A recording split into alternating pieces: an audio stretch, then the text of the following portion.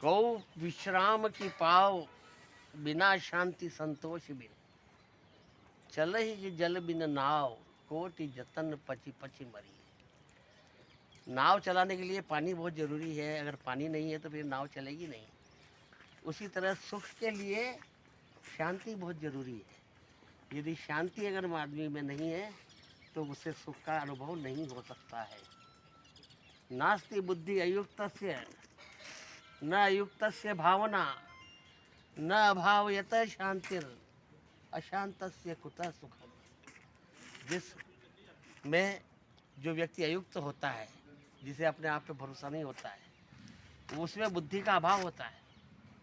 और जिसमें बुद्धि का अभाव होता है उसमें कल्पना शक्ति नहीं होती। और जिसमें कल्पना शक्ति नहीं होती है उसे शांति नहीं मिलती है। और जिससे शांति नहीं मिलती उसे सुख तो मिल ही नहीं सकता है। ब्रह्मा जी ने सृष्टि की रचना की और उसके बाद में भगवान विष्णु ने सभी प्राणियों को बुला करके और उन्हें चीज़ें बांटना चालू कर दी। किसी को संपत्ति दी, किसी को नाम दिया, किसी को पैसा दिया, किसी को ज़मीन दी, किसी को सुख दिया। सभी तरह की चीज़ें दे। जब वो बांट रहे थे तब एक चीज़ उनके हाथ से छूट गई और जब ज़मीन पे गिरी तो भगवान ने उसे पाँव के नीचे दबा लिया। जब सब व्यक्ति चले गए तो लक्ष्मी जी ने कहा, प्रभु आपने सब चीज़ें बांट दी पर एक चीज़ आपसे गिर गई थी ना, आपने अपने पाँव के नीचे दबा ली, वह किसी को दी नहीं। वह चीज़ क्या थी? तो उसने कहा, लक्ष्मी वह चीज़ है शांति। वो संसार में किसी को मिलेगी नहीं, सिर्फ मेरे चरणों में ही मिलेगी। जब तक आदमी मेरे चरण में नहीं आएगा, मेरे चरणों में नहीं आएगा, तब तक उसको शांति प्राप्त नहीं हो सकती है।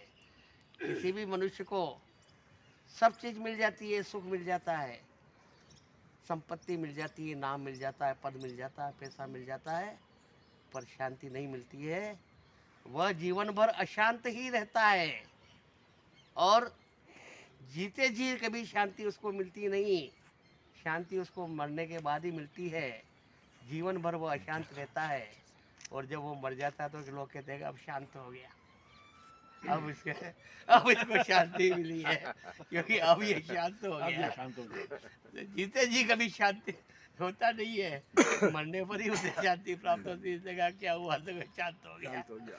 इसलिए जीते जी मनुष्य को शांति प्राप्त होती नहीं है।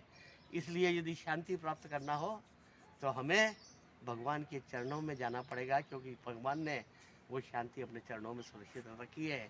करोड़ों की संपत्ति जायदाद होने के बाद में भी मनुष्य को सुख नहीं मिलता है। सुख उसे भगवान के चरणों में ही मिलता है। इसलिए संपत्ति करोड़ों की छोड़ करके लोग मुमुक्षु बन रहे हैं। हमारे यहाँ मंदसौर में आज दीक्षा का महोत्सव भी है और ये एक नवयुवक जिसके पास में करोड़ों की संपत्ति थी तो वो आज दीक्षा लेने के लिए मंदसौर में कार्यक्रम चल रहे हैं। तो ये दीक्षा क्या है? मुमुक्षु यानी मोक्ष का मार्ग। और मोक्ष का मार्ग वह जो भगवान के चरणों तक मनुष्य को ले जाता है।